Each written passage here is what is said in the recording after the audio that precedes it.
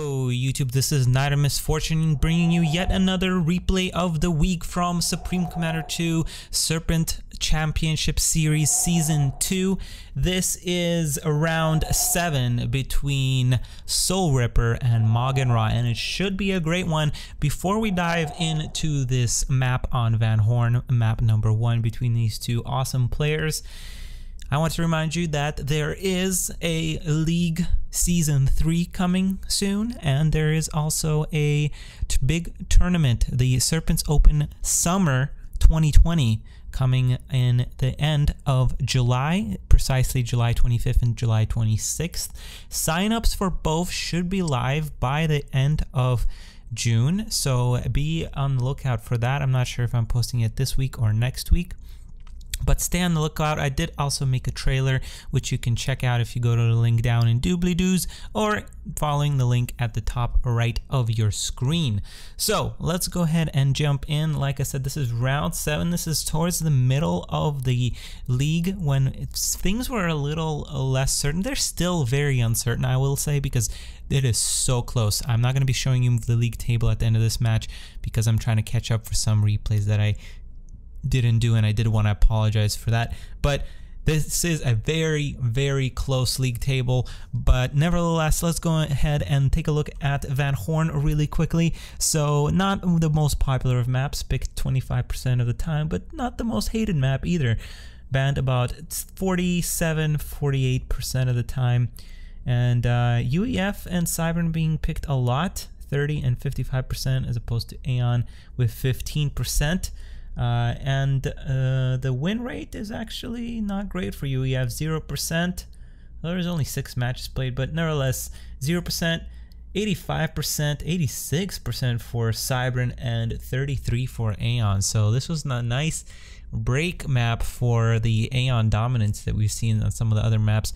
But nevertheless, let us go ahead and jump into this game. I'm paused at 5 seconds. As always, let's go ahead and pause in 3, 2, 1, play. And let's start as always with our player to the right. It is none other than the winner of League Season 1 and the Serpents Open Winter 2019. It is our blue UEF commander under the name of MauganRa. Great player. I believe his win rate is about 69%, so very, very impressive, especially considering how many games he's played. So a very great player, although we usually see him as Aeon, so he's switching it up for this map. Maybe it is for the best. And his opponent on the left, as you guys already know, because I've mentioned it, we have our yellow Cyber Commander, SoulRipper. SoulRipper also played in the Serpents Open Winter. He did not manage to get out of the group stages, but he is a good player. He is very, very good at 1v1s. Particularly, I think I would say as Cybern, but of course his win rate is a little bit lower than MauganRa's. It's about 52%, and I believe he's ranked like near the 20th positions in the SCS right now. But both of them are great players, hence why I picked this match to cast. Both players are starting out with 2 energy or research stations minimum. It looks like a SoulRipper is going for that 3rd research station, which is not a terrible idea on this map. Meanwhile, his opponent MauganRa has to go that air factory because it is a little bit more important for the UEF to grab at least 1 quick air factory, so that if something does happen, you can at least outspam your opponent. But it looks like we're in for a long game, so I'm gonna go ahead and speed this up to 5. Van Horne is a ginormous map, but what makes it exciting to me is that you can't so freely expand here for our east player or down here for our west player, because if you lose air, you have to be a little bit more cautious because you can't just cover this much ground. So vision is very, very important. And it looks like this is an AA strategy. This is not the first time that I've seen an AA clans member put up a radar in that position. So maybe it's a well-developed tactic for them. I have actually seen them play this map quite a bit. We see adapters coming out, by the way, for SoulRipper, so that is definitely a good plan. And he's actually going to end up rushing. That's not something we very often see. That is a very good play, I think, in this situation, considering that, you know, your opponent went air as a UEF. You can't really stay up to date, if you want to say it like that, on both bombers and fighters, although SoulRipper did not go air, so that might change a little bit of things, but it does force MauganRa to go down and put those 2 land factories and a land gantry, so that's where the research has gone.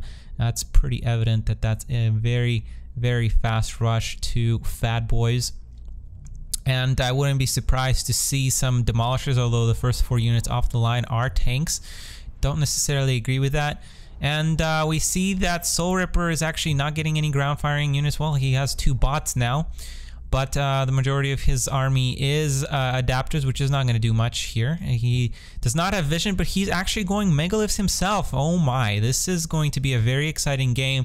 However, I will say that MauganRa is a little bit ahead, spreading out to his north, and also he has a engineer over here. He's going to plop down a radar. What a great play to know exactly what is going to be happening with SoulRipper's advance here on the bottom. But as we know, SoulRipper has decided to take the center, so that allows him to catch up a little bit on exactly, actually, these 4 mass extractors is going to be evening out here. First Fat Boy in production, so is the first megalith actually just rolling out from the production line. And oh my goodness, this is actually one of the most exciting games. Now, I'll be honest with you guys, I did not see these replays to their full fruition before I watched this, and this is already an exciting game. When do we see the a megalith versus a Fat Boy in a league game or in a tournament game, let alone? Now, Fat Boys are very, very powerful. I've actually been experimenting with them myself, and I will say Fat Boys are very impressive, especially on this map where there are choke points. The megaliths just don't have enough room to position, and especially if you micro and there's actually mechs guns. So this is a crowning MauganRa strategy, and I love it. This is something that I believe he came up with, or maybe somebody else came up with, but really only MauganRa uses, and is very, very impressive. He does this as Aeon and as UEF, and it is a very good strategy in my opinion. And it's one of those things where, you know, a lot of players just go one thing, like they know it works, it's the meta obviously for a reason, but there are, in my opinion, lots of ways to go around this and do more strategies than what you have available. There's going to be a little bit of a standoff, and that's what I love about some of these maps, is that there ends up being, especially if you play at the top level, there ends up being these battlegrounds. Whereas on open palms you might have 1 battleground, maybe 2 battlegrounds, but on maps like this, maps on Etched Desert, there end up being 3 battlegrounds, and you have to control that. But not only those 3 battlegrounds, but in essence there's even a 4th battleground where the air should be fighting. So SoulRipper has kind of been neglecting that aspect, but this is certainly exciting. Oh my goodness, there's a Cicada, and that is where the Cybern army just becomes very, very good.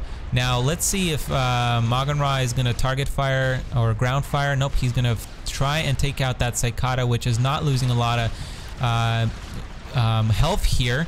But it is crucial that you kind of anticipate, and with this megaliths you kind of know where the shots are coming from, so you can focus down the ground where they are a little bit more. And ooh, there is a King Cryptor, and that's something. Oh, that's actually half baked. Okay, that makes a lot of sense. I was like, that is very quick for a King Cryptor. And unfortunately, is just so much life on these experimentals, and they're just not going down. This is not looking very good for MauganRa. Unfortunately, he did not get his base set up the way he wanted.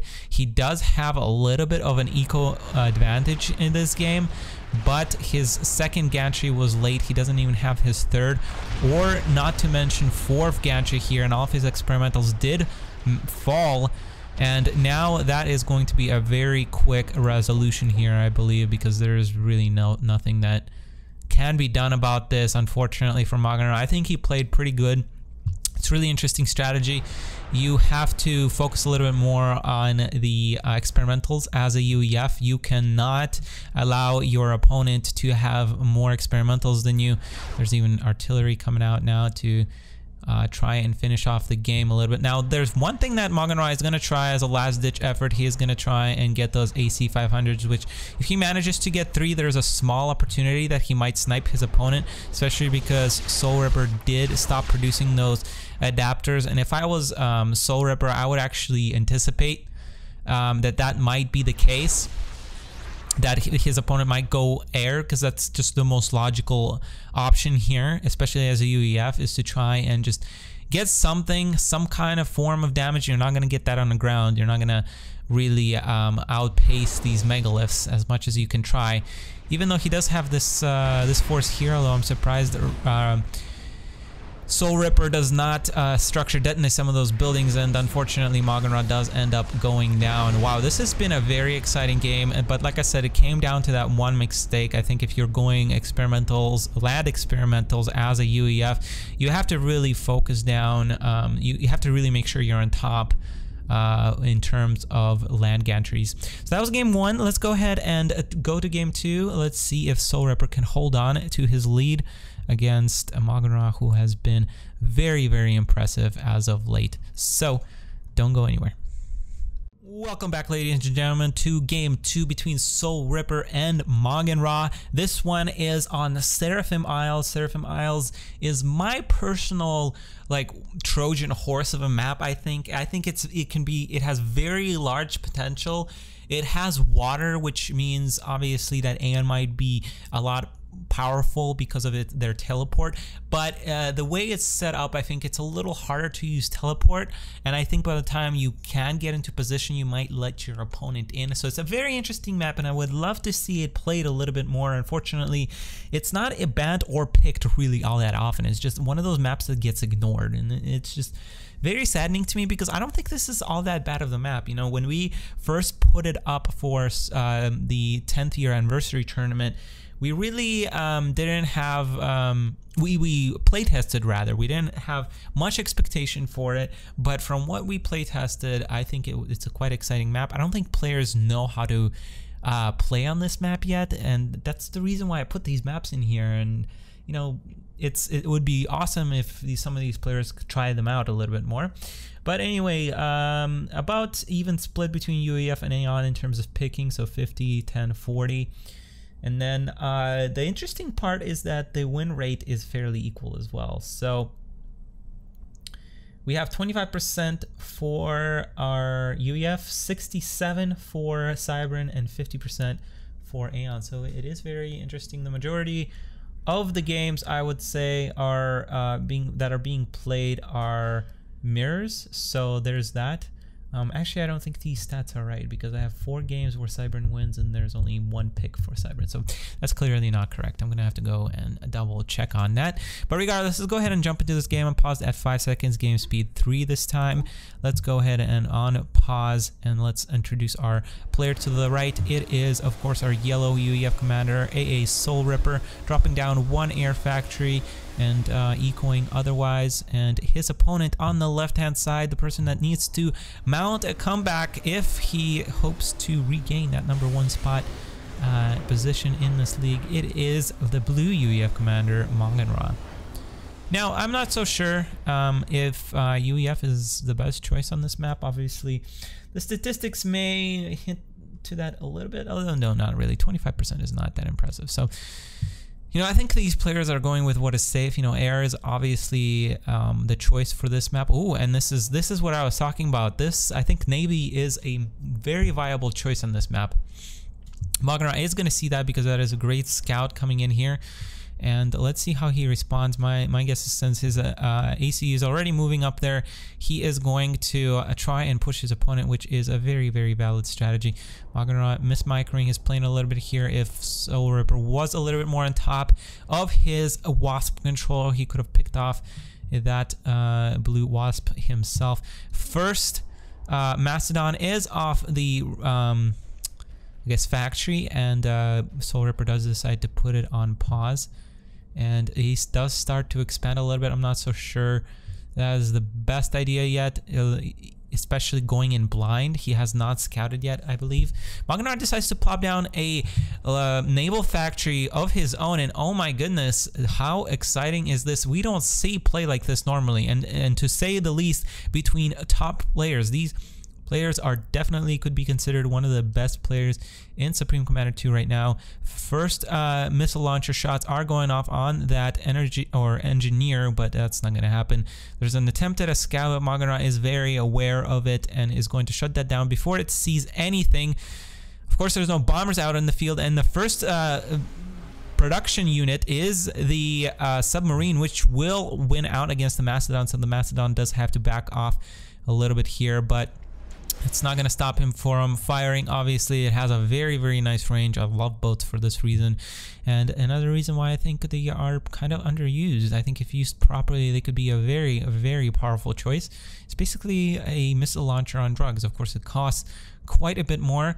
There's a second air factory coming down for SoulRipper. There's no second air factory for MauganRa as of yet, which might actually play a role. But of course, with these naval units, it does kind of throw off the balance of air, which is another reason why I think it needs to be experimented much more with. And even now, I think SoulRipper might win this engagement. He has more health on his units, which will mean that he can engage this quite comfortably. MauganRa does not research that upgrade, so he is still at 800, while his opponent is at... Wait, did I mess something up? Nope, no, he does have 1-star SoulRipper, so he should win this, although I think the better air control coming out from MauganRa allows him to equal out his losses a little bit, of course, not before those yellow reinforcements come into play, and there is a little bit of a Mexican standoff here, of course. I think actually the boats, the submarines should win out in a space like this, but MauganRa is a little bit reluctant in pushing. Of course, if SoulRipper does end up losing here, and one thing that these subs can't do obviously is anti-air. If he ends up losing here, he might lose his navy, which will be quite painful, and that would be a very big thing. However, since he won air, it is a little bit less of a concern. There's submarines coming off the line now, but there's much less submarines, and oh man, it's a little bit hard for these boats to get through these things, so MauganRa might actually end up catching up here. He desperately needs some more submarines, maybe even a missile firing, or sorry, not a missile firing, a torpedo firing installation on this factory.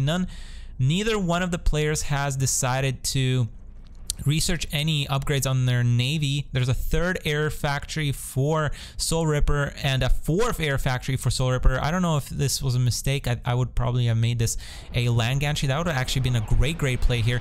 And MauganRa is actually significantly at a disadvantage here, losing 2 submarines here. Oh my goodness, that was a dream engagement for SoulRipper. What a play. Wonderful, but now there are Mastodons firing on this forward air factory. Yeah, I was right. Nice shield coming out, which is another reason why I would say he really needs a land factory here. That would have been very good. There's no land here. Some mobile missile launchers would be great. Just an absolute dream right here. And also he could go into the anti-missile units, and that would have been even better. Now I would love to see SoulRipper also start switching into some bombers and bombing some of these mass extractors. That would be a very good plan. However, I completely missed this development at the top, speaking about multiple battlefields here. Completely missed there being built a naval factory up here, which if SoulRipper does not notice this might be actually very problematic. And actually, so that's what he's going to do. He's going to build 2 missile launchers upgrades on these 2 forward air factories. However, I would still pick the land factory over those 2 air factories and just build a couple of mobile missile launchers, because they will come out of range here. SoulRipper does lose his radar, forward radar here, although he does have 1 backup here, which might be very actually determining in this in any fight that might occur, especially between air. Now SoulRipper is actually winning out here on the bottom. And that's where MauganRa's commander is currently at. You need to keep microing there. Yeah, there we go. There we go. That's a great play. There's multiple fights happening here. I would say SoulRipper has firm control on the bottom while MauganRa is pushing out kind of, I think, unnoticed at the top. There's finally bombers rolling out. But the thing that is concerning is that MauganRa's commander is down here. Now, I'm not sure why he's backing up. Now, when you have submarines that are pushing up against your opponent's base, you have to surface them so that they can damage the structures. And especially when there's Mastodons involved, there's quite kind of that dual damage opportunity here. There's a lot of Mastodons at the top, and that is going to be, I'm thinking the balance of power in this game is tipping slowly towards MauganRa. There's again those Mexagons being researched, which are going to make it very difficult for SoulRipper to push here with this unit composition. And another reason why he really needed those land factories sooner. There's a lot of mobile missile launchers. There's still no mobile missile launchers for SoulRipper. That is quite concerning. And unfortunately, SoulRipper has not been using his air advantage yet at all, even though I think no, MauganRa is still producing air, but he definitely could still be bombarding his opponent. Now, SoulRipper has really let this advantage, both of his advantages, gone to waste. I think he had a very good opportunity, and my gosh, a Mastodon dying to mobile missile launchers. That is never a good thing. Trying to bombard here, although he did not. I think he might have thought that his opponent has stopped producing air, but his own wasps, SoulRipper's wasps, do engage with MauganRa, and I think it ends up being a fairly equal trade here. Meanwhile, SoulRipper's base is kind of in flames here, or should I say in wreckages, because it's been absolutely annihilated by these 4 Mastodons, which have already paid for themselves. These 2 subs are not going to be able to take out these Mastodons. I don't know why MauganRa is backing off, but you know, there's a lot of stuff going on. There's Demolisher shots connecting over here, and SoulRipper is just slowly falling apart. He lost his naval force here. He did not use his air. I think air is the only thing that's going for him right now, but there's actually anti-air on these units now, so that's going to make it even worse for him. And MauganRa is going to push out. SoulRipper does start on his March of Death. I think MauganRa holds fire here, but that is going to be it for SoulRipper. MauganRa ties it up 1-1 in this amazing series. What a treat was this. Just an amazing set of games. Game 1 with some very interesting experimental play, and of course Game 2 with this naval air combo play with that ended up being decided by land, I think, but MauganRa was kind of encroaching everywhere else as well. So definitely very amazing series. I want to remind you guys to check out some of my other replays. Please comment and subscribe, and of course thumbs up this video if you enjoyed it. That helps me understand what kind of stuff you guys like. Of course, I try to change little things even in my commentary depending on the feedback that you guys give me. And don't forget to sign up for the upcoming League Season 3 and also the Serpents Open Summer 2020, which is coming at the end of July. And then the League I should start around the beginning of August, so be on the lookout for that. Of course, I'm not going to show you the league table just yet. I have one more replay for you guys, and that is, I'm hoping, it's hard to see how it can top this one, to be completely honest. I think this is one of the best games that I've cast in a long while, since I think Vanity, that Vanity game. I don't remember who he played, but that was a marvelous game on Powderhorn Mesa. That was just incredible. Anyway, guys, I'll see you in the next replay. Thank you for watching.